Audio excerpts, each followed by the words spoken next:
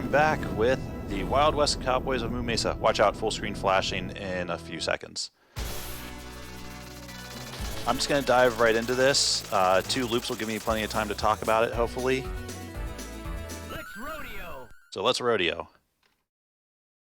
And 3, 2, 1, go. First, select the Dakota Dude. His use will become apparent later on. And this is Cowboys of Mesa. One of those Teenage Mutant Ninja Turtle inspired, hey, let's put anthropomorphic animals into different settings in the 90s and see which ones stick. Now, you'll notice right away that enemies don't hurt you when you walk through them in this game. And I'll explain in Loop 2 when I have a little bit more time to talk about random stuff, about my specific play pattern of this game.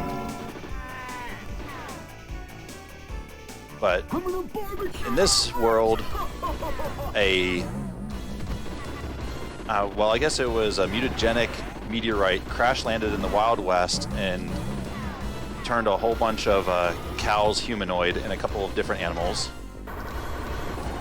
I should also note that I am running this in auto fire because these bosses are bullet spongy as all get out, and I wanted to save my hand, especially with 2 full loops.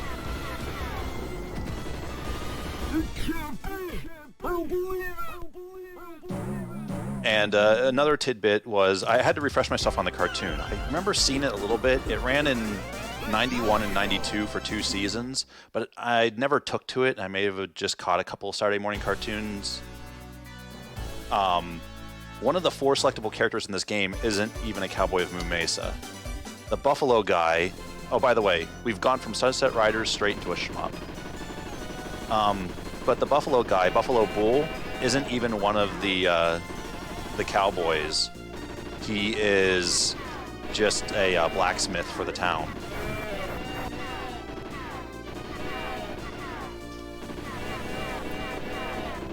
And I should mention that this is not a better-known game, but it's a little bit on the easy side, but a blast to play if you enjoy your Konami running guns, good Konami jams that don't have orchestra hits everywhere. If you want some, want to relive some Saturday morning cartoons from the 80s and 90s in that rare vein of Wild West, along the lines of Saber Rider and the Star Sheriffs, or what was the other one? Brave Star. But also, the obvious comparison outside of the shmup stage would be Sunset Riders. And this does feel a lot like Sunset Riders, with the exception of being able to ignore enemies, and it's a lot easier. The life bar is pretty much what makes this game nice and simple. If you didn't get a full life refill after every boss in this game, this would be a lot harder to do.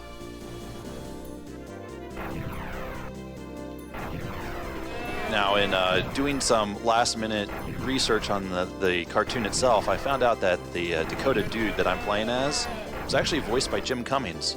So that's something he has in common with, what, 50% of all cartoon characters from the 80s and 90s?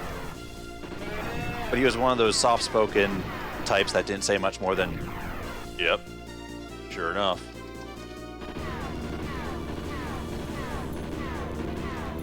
And in all my research, I have not been able to figure out what the heck is the deal with this character. Not a main villain, maybe showed up in like an episode or something. This avant-garde performer slash artist. He always shows up with weird inventions and color schemes. Alright, watch out. There's going to be a full screen flash as this fight begins. I'm going to use a power-up that acts as a bomb.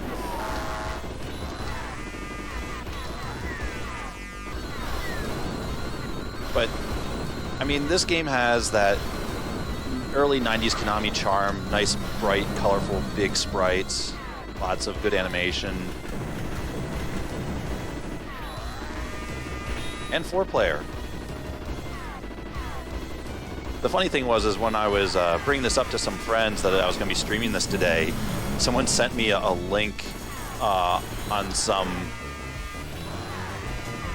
a kind of resale website that someone in LA is currently selling a 4-player cab of this, and it looks in pretty good shape. No, I'm not going to go try to get it, but thankfully you're invincible right after the boss fight, so I don't have to worry about that. Their original asking price was $1,400 for it if you want a 4-player cabinet of this with original marquee and control panel art.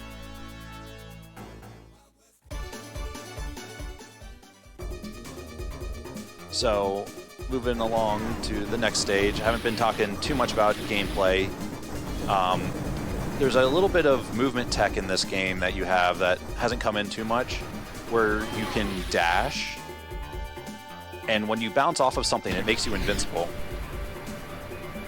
And you're going to see me force the bounce to use the invulnerability. There's also an upwards spinning jump you can do with the same motion, but it's almost completely useless. Though I did mention, I forgot to drop the joke about this being a leisurely stroll simulator, especially after the chaotic run that Aquas just went through. We just take things a little bit calmer and a little bit slower in the Old West.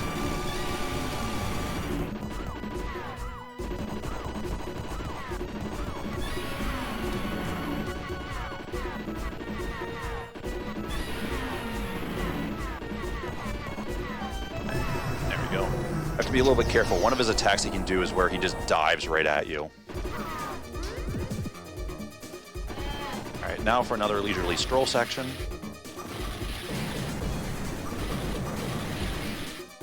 Have to be careful, those guys on the ground can drop a bomb at very inopportune times while I'm walking by. Just have to clear out some of these enemies before we get... No, well, that's not too bad. Thankfully, the life refill in this boss is pretty safe for me.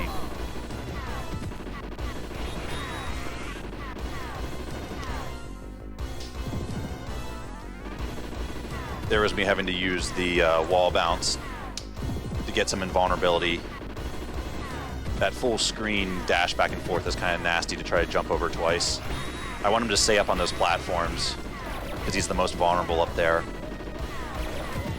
It's safe to stand underneath him and react to the knives right away, but in the second loop, yeah, you can't pull that off anymore. You have to be able to step out of the way as soon as you can, so you kind of stay at his edge.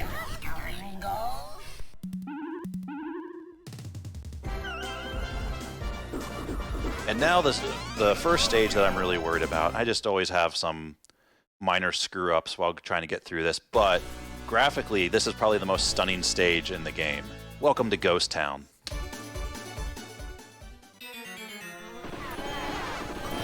I should note that I am playing the US version of this.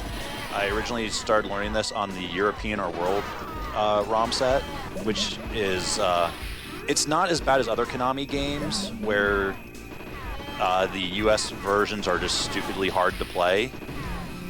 I mean, especially considering that this came out after Simpsons and X-Men, two games that had major differences between regions. But the intro to Ghost Town is definitely one where I used to be able to just walk right through it and shake off one ghost, while in this version I have to carefully clear out everyone, because if you get trapped by a ghost, there's enough of enemies on the screen that you will most likely get shot at before you can recover. Now we have Cal Slimer here.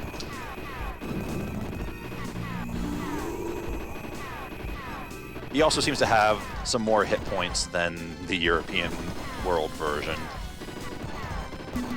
There we go.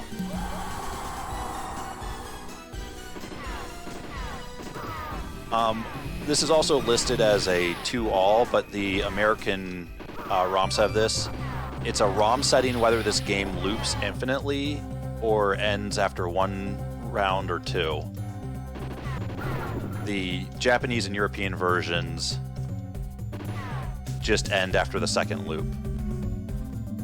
But one thing that I forgot to note was this game has no extends except for one in this stage that appears in every loop.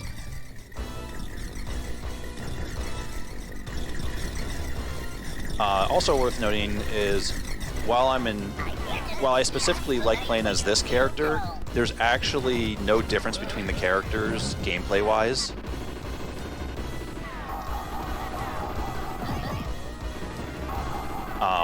About the only thing is the graphic for Marshall Moo's gun.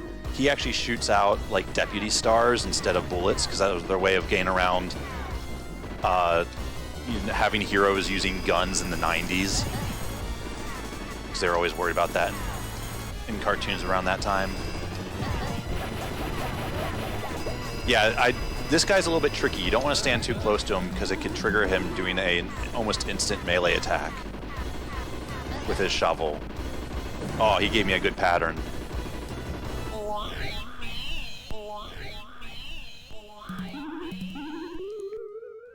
So many good voices in this game.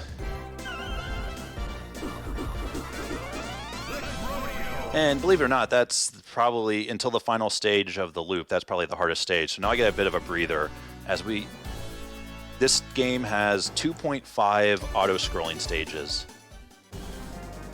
And on top of it, this stage seems to be very generous with health refills. When I'm at full health, you won't see it, but those chickens that sometimes drop coins that are for points will sometimes drop bottles of unknown liquid to refill your health otherwise. I mean, on one hand, it's a green glass bottle that's unmarked. Being a kid's show, I'd be like, well, maybe it's milk instead, except that we're all bovines anyhow, so that's a little awkward in a different way. So we'll just say it's frothy mugs of water. Let's go with frothy mugs of water. Oh, looks like someone beat me to remembering to mention, if you saw that COW is an acronym, it does indeed stand for the Code of the West. As Marshall Moo will never let you forget about it.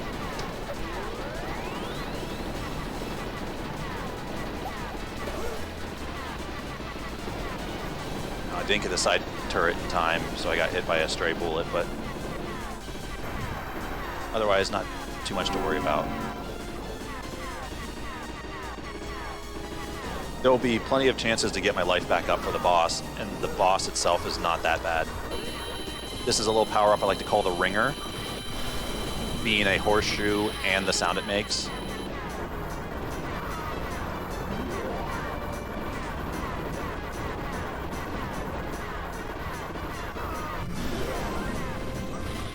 Oh, and I completely forgot to mention the name of the boss on this stage, 5-card Stud. It's a wonderful name, except in the cartoon he was 5-card Cud. Apparently they didn't want to call him Stud in a kid's show, so they changed that possibly at the last second.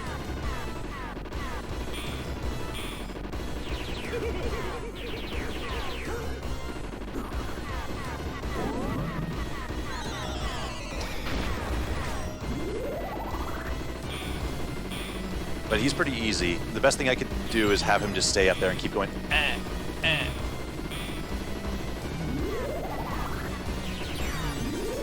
But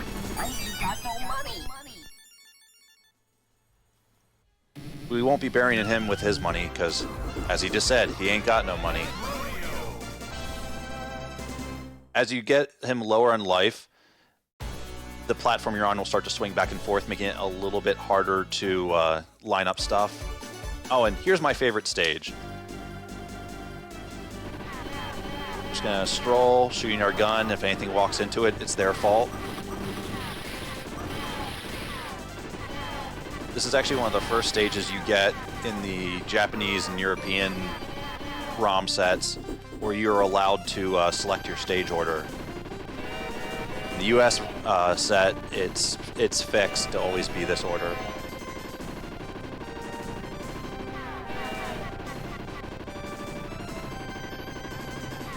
And another fun thing is like whenever you get onto one of these eagles in these flying stages, your sprite shrinks down. It's definitely more noticeable on Buffalo Bull and Dakota Dude.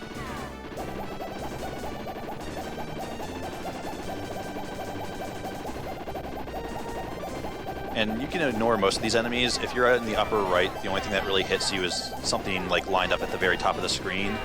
But in this ROM set, the enemies shoot a lot more frequently, so I'll try to take out more of the enemies.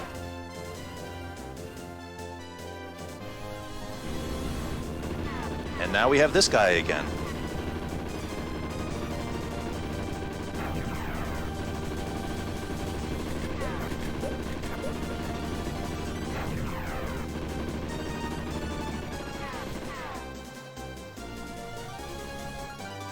He's back, and he's gone. Or is he?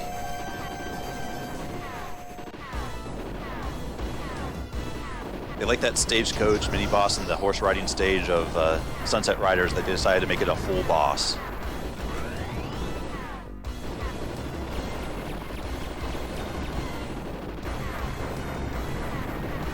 I'm going to drop my dynamite here so I don't accidentally carry it to the next stage and forget about it.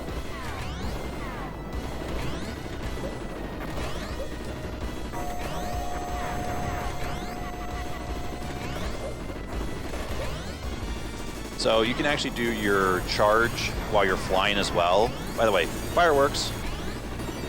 Happy holidays, everyone. You can do your charge while flying as well. Except I don't really have much of a use for it, so no reason to even bother with it. But I'll show it off after I beat this boss and have some time to kill. This is a little tricky. You have to guide the smokestack around in a certain way so it doesn't come after you. And occasionally that spike ball comes out at a kind of weird timing. Now that unfortunately grazed me, but I should be okay. There we go. Charge attack.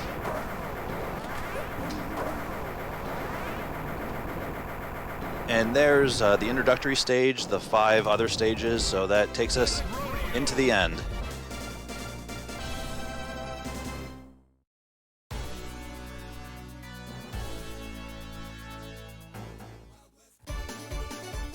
So in the show, the very first guy I fought, Sheriff Terrible, was kind of just a corrupt sheriff for a town. And he would disguise himself as the masked bull to kind of keep everyone in line.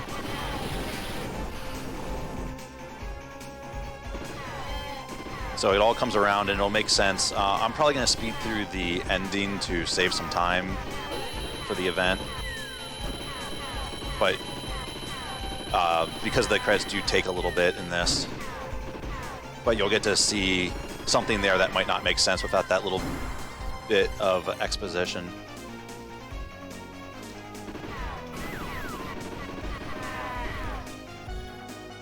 So I'm trying to keep this power up for a specific section in the next area.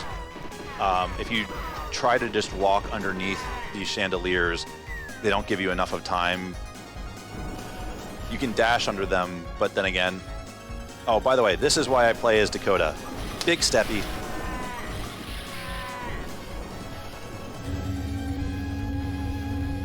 Alright, final section before the boss. There's these weird green pig bat things that I don't have any clue where they come from. That's the only place where they appear in the game. I did not mean to take the hit there. Should be okay. Big flash.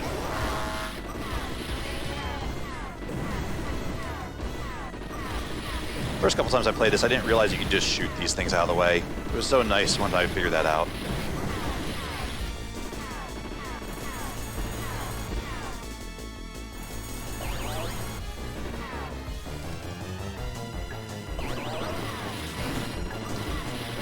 So these big guys, they take too many shots to beat them before they get to you sometimes, but if you charge them, they just start laughing, giving you enough of time to finish them off.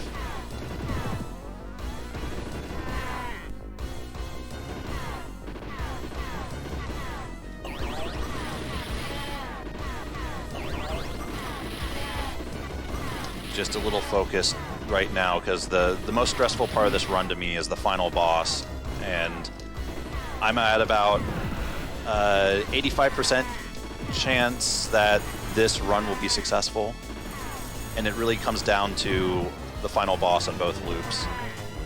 I want to only lose a life at most on them. If I lose 2, things get a lot more dicey, and being on 1 health going into the final boss is going to be rough. If I die, I lose my powered up gun,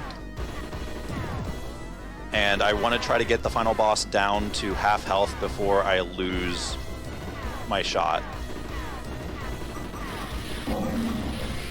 Another important thing to point out between the American version and the other versions is those guys that crawl on the ground, you can't just duck and shoot them in the American version while you can in the Japanese and European. Alright, so I'm probably going to be quiet and focused on this boss. I'll use the credits in second loop to explain my strategy for him. And I don't want to explain beforehand because there's a great piece of phoned-in voice acting that I want everyone to hear. It appears Matt Bull has made his escape to the Skull Mountain Mine. Great delivery. Let's rodeo, boys! Skull Mountain!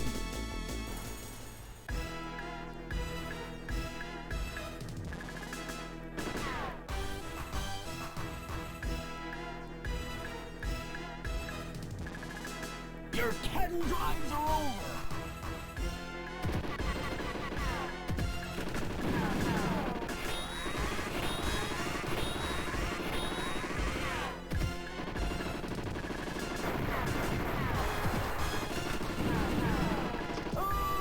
That didn't get it in time.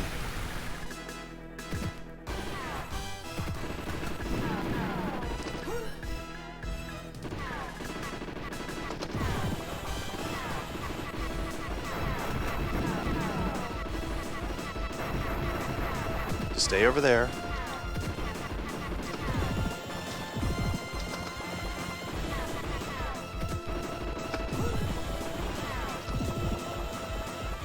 Oh. Always to the knives. Alright, well, now things are going to be dicey in loop 2. But...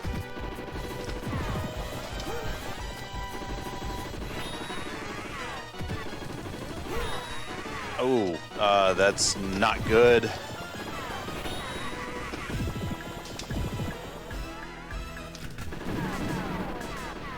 This is going to be tight.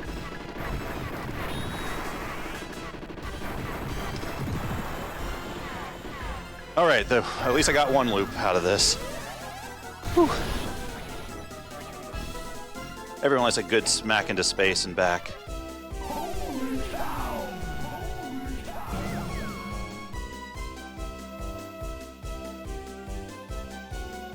So, the strategy that I found for that guy is that you can walk through him and get him to redirect a lot of his shots, but I had a problem where he would use his knife throw attack with high frequency. Unless you're on the complete opposite side of him, he will hit you with that.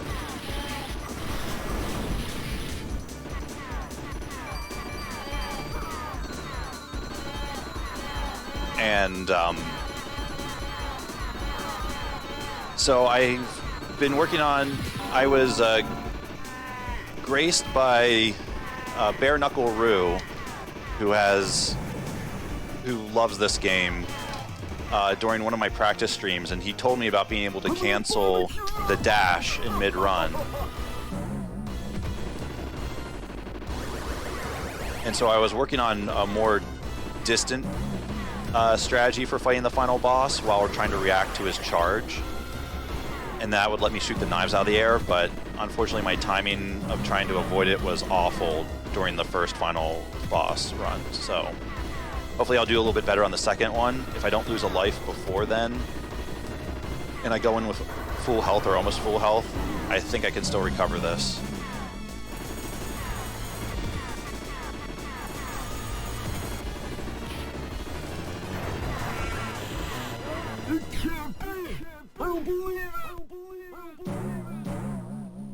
Well, to explain why the horses aren't cows or why they're not humanoid, apparently the meteorite that transformed everyone only affected a certain number of the animals in the area. So there's actually episodes where you'll see the cowboys wrangling actual regular-looking cows.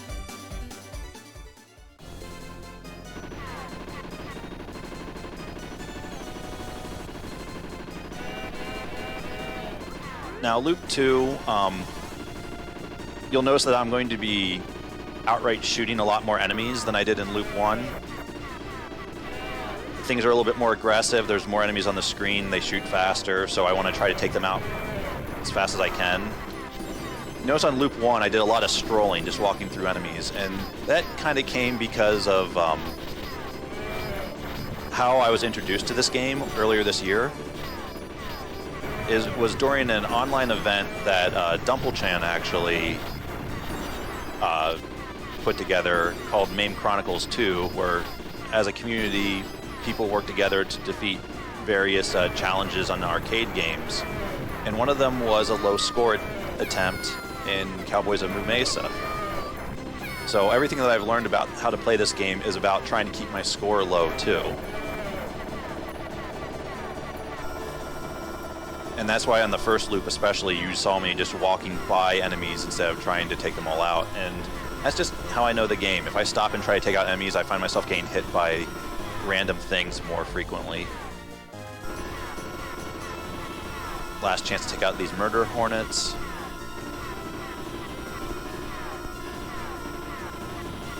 Because you don't shoot bees. Bees are cool.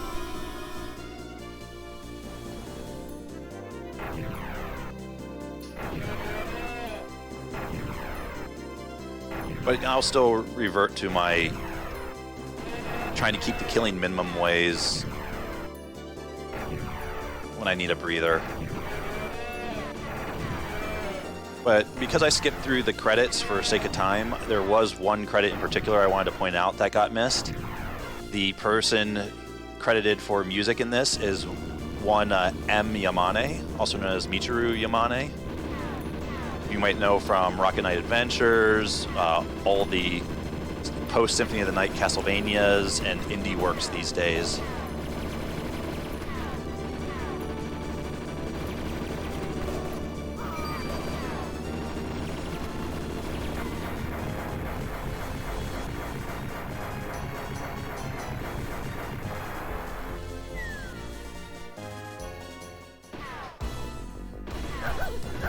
Alright, full screen flash here shortly after the boss can start being hit.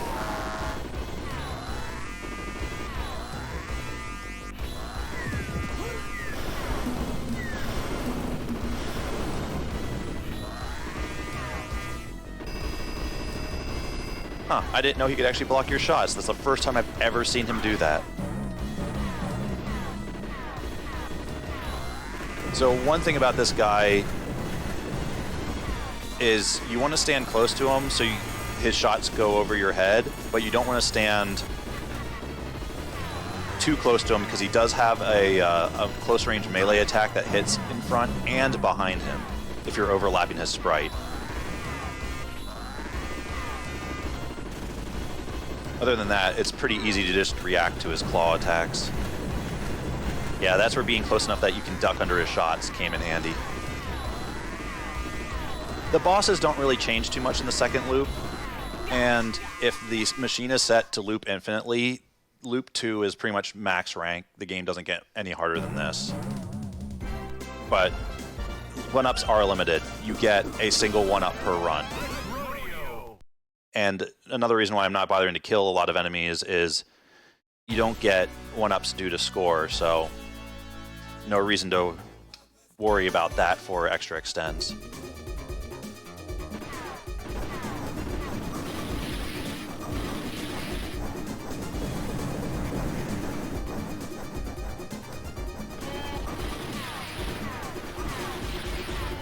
So when you go into your animation to jump into the waterfall, you can't be hit, but as soon as you're swimming, you can be, so you have to be careful about if there's an enemy on that bridge.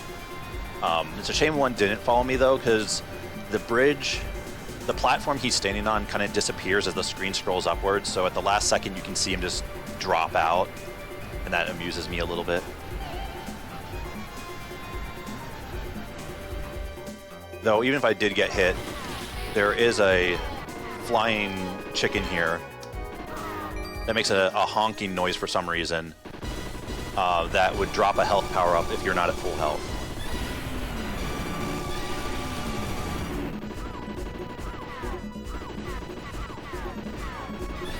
Have to be careful. This guy does do an attack where he just instantly dives at you sometimes. And I like that one. And I want to be careful not to get hit before the boss because there's no more health power-ups in the stage.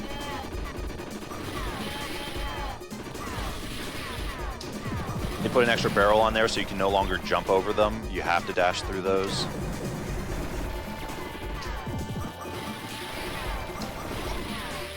Oh, that guy on the ground just about rolled a bomb at me as I was walking over him, so glad I decided to stop and take him out. All right. Welcome to my Mesa. Those knives come out a lot faster in this one.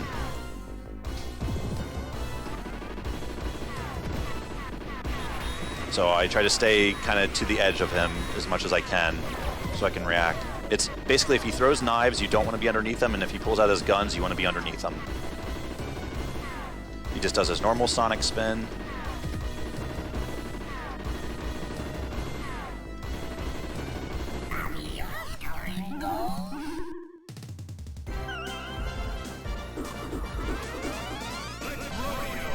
Now, one thing I haven't shown off yet is this great stage select music.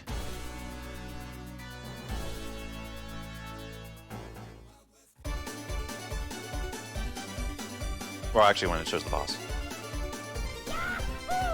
Yahoo! Alright. Make or break stage right now. There's a 1-up in this stage that will keep me going, hopefully to the final boss.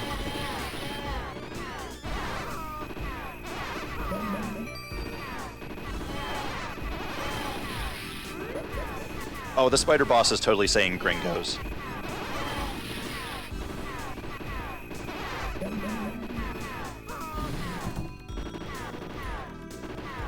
Boot Hill Buzzard was really kind to me in the first loop. I can only hope he's the same this time.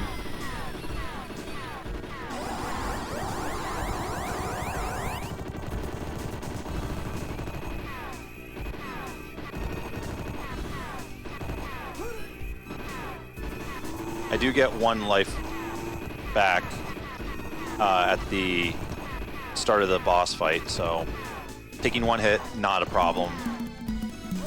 Taking 2, I'll worry a little bit more. Because this is also my second worst boss in the game that I always have problems with. Again, this great stage transition. So only the pumpkins that come in like the farthest right can actually hit you, so that's why I just kind of stand and jump in the air. And they immediately disappear as soon as they touch the ground. I'll let the screen scroll a little bit here.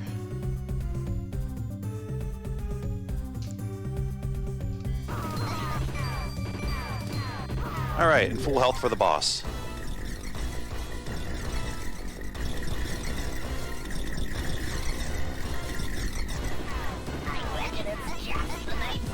Yeah, it's impressive just how much effort Konami put into this game. Graphics, music, for a relatively unknown series. But if by any chance you ever look at these characters and you think, boy, these look like Teenage Mutant Ninja Turtle knockoffs, oh, this is a little bit worrisome.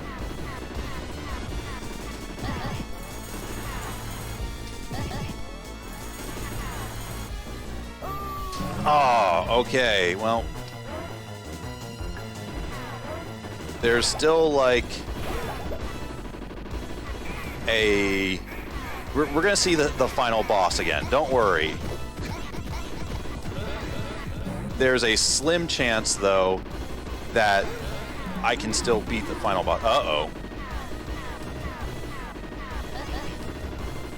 No, not the bombs. Oh, Oh, there it goes. Yeah, that's where if you stand close to him, he will swing that shovel, and that's what I was worried about. Well, there's still a lot of the game left, so I'll just bow out and let the stream catch up. I'm unfortunately could not complete the second loop. Not a lot changes. There's just some more enemies, and even the final boss is relatively the same. But at least you got to see one loop of the game. So with that, I'll hand it off to Lord BBH, who's going to show us Viewpoint. Get ready for some hot jams and some isometric views. And